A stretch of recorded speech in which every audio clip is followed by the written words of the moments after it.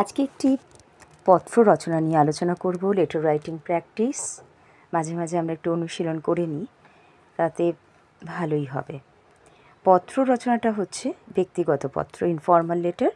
বিষয়বস্তু কলকাতা মেট্রো রেলে চড়ার অভিজ্ঞতার কথা জানিয়ে গ্রামের এক বন্ধুকে একটি পত্র লেখা।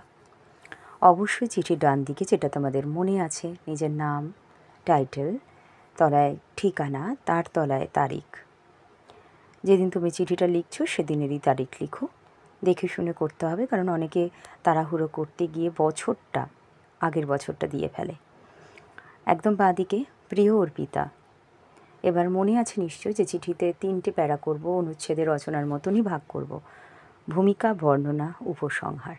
আমি এখন ভূমিকা বলছি। গতকাল তোমার চিঠি পেলাম। চিঠিতে তুমি কলকাতা মেট্রো রেল সম্পর্কে জানতে চেয়েছো। দিন কয়েক আগে আমি মেট্রো চড়ে শ্যামবাজার গিয়েছিলাম মামার বাড়িতে। আমি এই পর্যন্ত ভূমিকা রাখছি, এরপরে বর্ণনা যাচ্ছি। কালীঘাট স্টেশনে ঢুকে সিঁড়ি দিয়ে নেমে টিকিট কাউন্টারে গিয়ে টিকিট কাটলাম।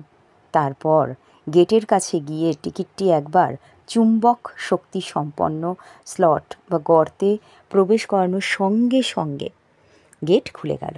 স্টেশন তো নয়, যেন সাজানো স্বর্গপুরী। চকচকে মার্বেল পাথরে আগাগোড়া মোড়া স্টেশন। চারিদিকে লাগানো আছে টিভি সেট। সময় মতো প্রচণ্ড বেগে টিউব রেল স্টেশনে ঢুকল। স্বয়ংক্রিয় দরজা গেল খুলে।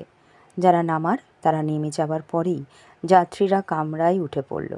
স্বয়ংক্রিয় দরজা বন্ধ হয়ে যেতেই ট্রেন চলতে আরম্ভ করল। শুনতে পেলাম পরবর্তী স্টেশন নেতাজি ভবন।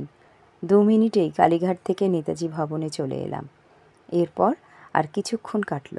তারপর শুনতে পেলাম পরবর্তী স্টেশন শ্যামবাজার। মাত্র 12 মিনিটে শ্যামবাজারে পৌঁছে গেলাম। আগে শ্যামবাজার আসতে সময় লাগতো 1 ঘন্টা, আর এখন মাত্র 12 মিনিট। কলকাতায় একদিন চলে এসে মেট্রো চড়ার অভিজ্ঞতা সঞ্চয় করে যেও। এই অংশটা থেকে কিন্তু আমি একদম উপসংহারে চলে এলাম। কাকু কাকিমাকে আমার প্রণাম জানিও, তুমি আমার ভালোবাসা নিও। বুবাইকে আমার আশীর্বাদ দিও। ইতি তোমার বন্ধু পৃথা। এবার অবশ্যই তোমরা বাঁদিকে ডাকটিকিট অংশটা লিখবে। ডাকটিকিট লিখতে ভুলে যাবে না।